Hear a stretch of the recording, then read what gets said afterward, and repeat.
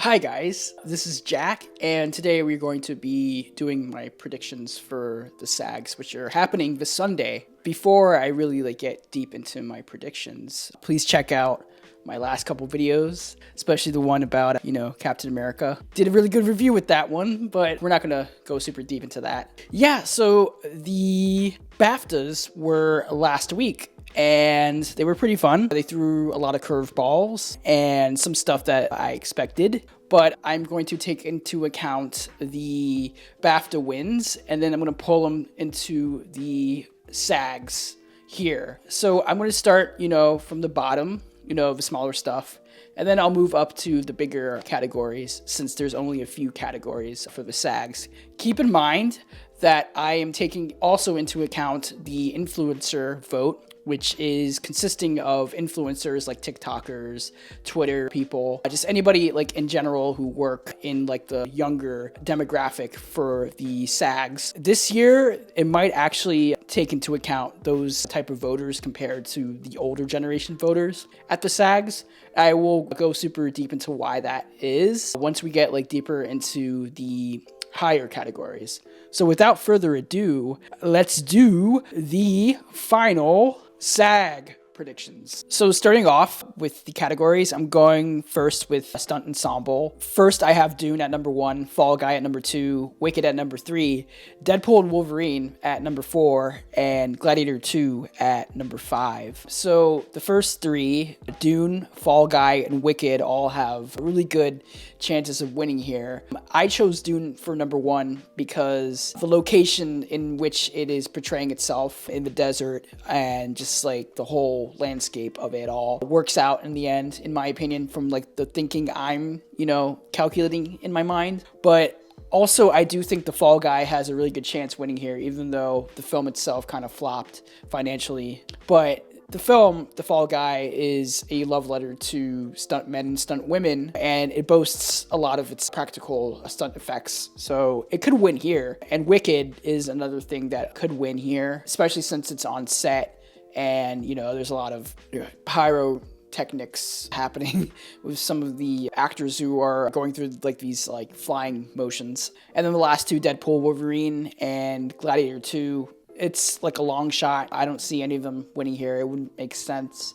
I don't know why these movies are here, but it's whatever. So that's why I have Dune at number 1, The Fall Guy at number 2, Wicked at number 3, Deadpool and Wolverine at number 4, and Gladiator 2 at number 5. So next up, I have supporting actor, and this should be super easy because if you haven't been paying attention, then what's wrong with you? But yeah, so number 1, I have Kieran Culkin for Real Pain. Number 2, I have Edward Norton for A Complete Unknown.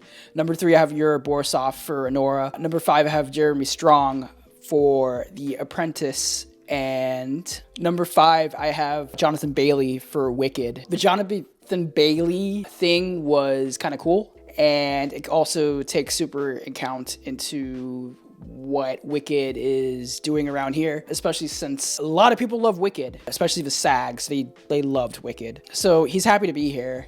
Same with Jeremy Strong. He's just super happy to be here. Yura Borisov is the same thing. Now, here's the thing. I think Kieran Culkin, he's going to sweep, period, point blank. But I think in an alternative universe, Edward Norton should have taken this award, in my opinion, just, to shake up the race and the hierarchy of, the mathematics of, putting stuff together. But personally for me, I'm still going for Kieran Culkin because the sweep is already happening and you can't bet against Kieran Culkin right now. There's no other room here in the season for him to lose here. So that's why I have him at number 1 and Edward Norton at number 2. Edward Norton, again, it would be really nice if he wins here, but I doubt it. So that's why I have these top 5 people ranked. Now, this category, I can kind of debate a little bit what I think should win, what should win, and what could actually happen here. So this is supporting actress, starting with Zoe Saldana at number 1, Ariana Grande at number 2, Monica Barbaro at number 3, Daniel Deadwyler at number 4, and then Jamie Lee Curtis at number 5.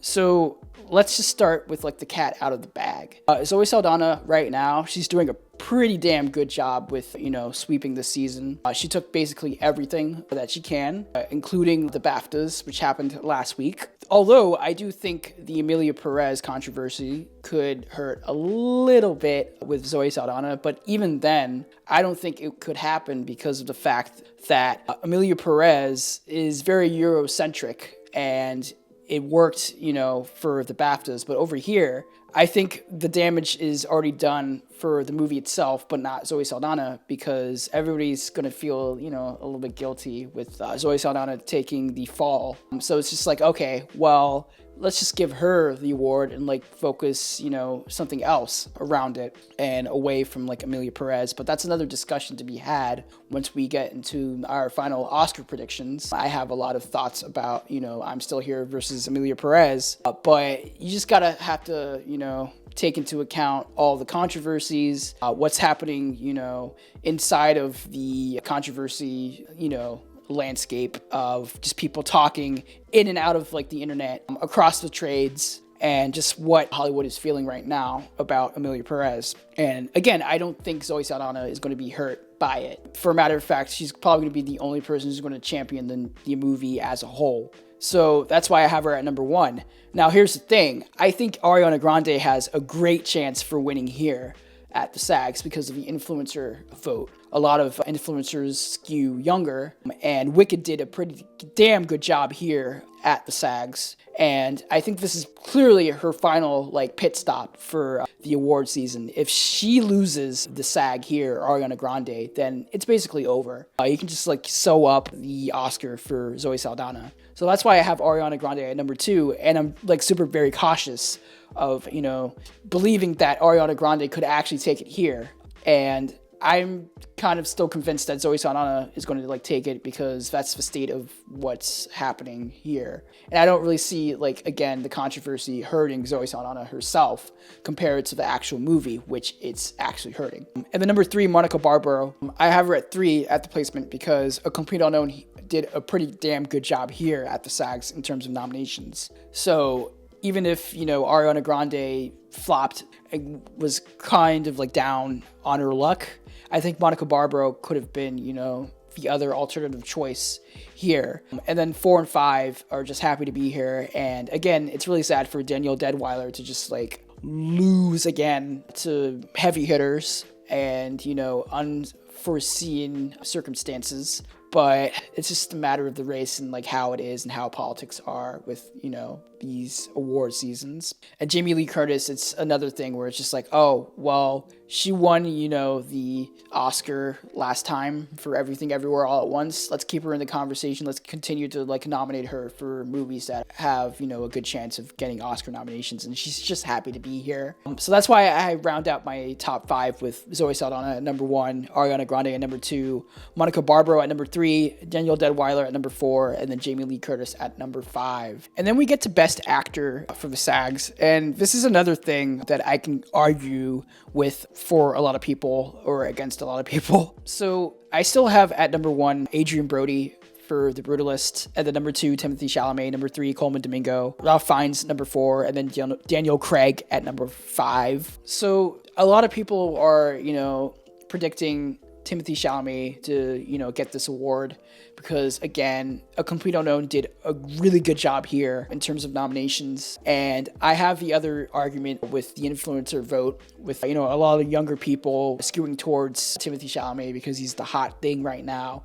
And I don't blame him because I think Timothy Chalamet does a really incredible job portraying Bob Dylan, and it's the perfect Beatty role for him. But Adrian Brody hasn't completely stumbled this season. It seems like he's going to sweep this entire, race. That's why I have it at number 1. But I do think Timothy Chalamet has a really good chance of winning here, solely because of the influencer vote, the movie doing pretty damn well here, and I think you could also take into account, the fatigue of Adrian Brody winning a lot of awards as of late. There could be, a small fraction of voters who are just we're kind of tired of seeing Adrian Brody win. And Adrian Brody, he already won for, The Pianist a couple decades ago. So why can't we give it to somebody who's been on the rise for a really long time and has given a lot of great performances in his entire, career so far?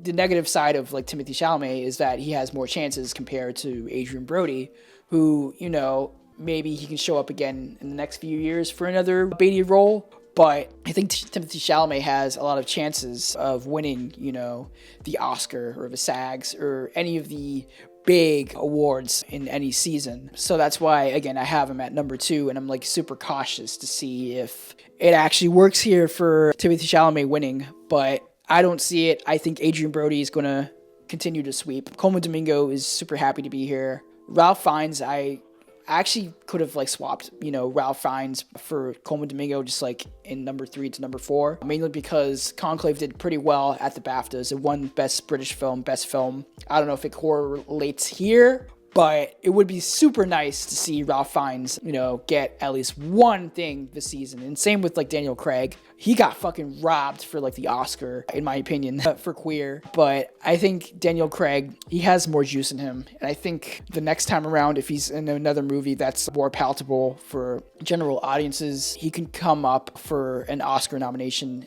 and maybe a win for the SAGs next time around. So that's why I'm super cautious with the Adrien Brody versus Timothée Chalamet race here. But I'm still going with Adrien Brody because I think it's the safest choice, and I think it might not hurt, the stats that I have here. But again, be cautious for Timothée Chalamet because he has a solid chance of winning here. But yeah, that's my Best Actor predictions. Now, Best Actress is where I also kind of take a lot of calculations in my mind and try to figure out what is the most optimal choice here. So starting with Demi Moore at number 1, she's been doing pretty well in terms of winning a lot of awards. Same with Mikey Madison. I think the win for BAFTAs kind of helped her a little bit, but I'm not completely sure because I think the voting pool closed for the SAGs. Maybe I think it was before the BAFTA win, I think.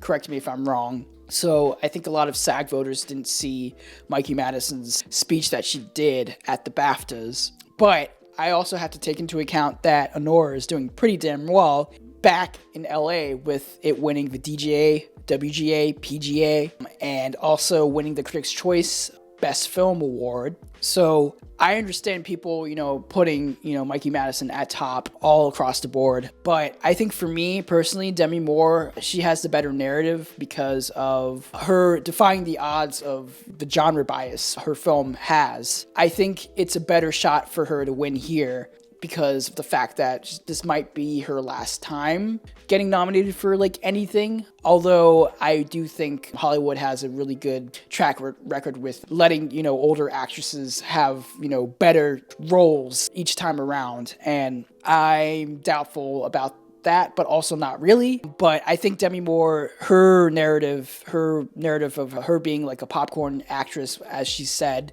in the Golden Globe speech a long time ago, can also benefit her because she's been in the industry for a really long time, and it's time for her to win. And then at number 3, I have Cynthia Erivo at number 3 for Wicked. Number 4, I have Pamela Anderson for The Last Showgirl, and then Carla Sofia Garcon for Amelia Perez. We don't talk about Amelia Perez. We don't talk about Carla. Yeah, we don't talk about that. In another alternate universe, in another dimension, Carla could have actually had a really good shot of winning because of the Amelia Perez hype. No matter what people say about the movie, there was actually a really good chance that she could have won here. Maybe also, curb Pamela Anderson. And I also think Pamela Anderson could have had a good chance if she got the Oscar nomination prior to also getting the SAG nomination, but it didn't happen for her with the Oscar nomination. But reason why I have Cynthia at number 3 is because Wicked did pretty damn well here at the SAGs, and the young influencers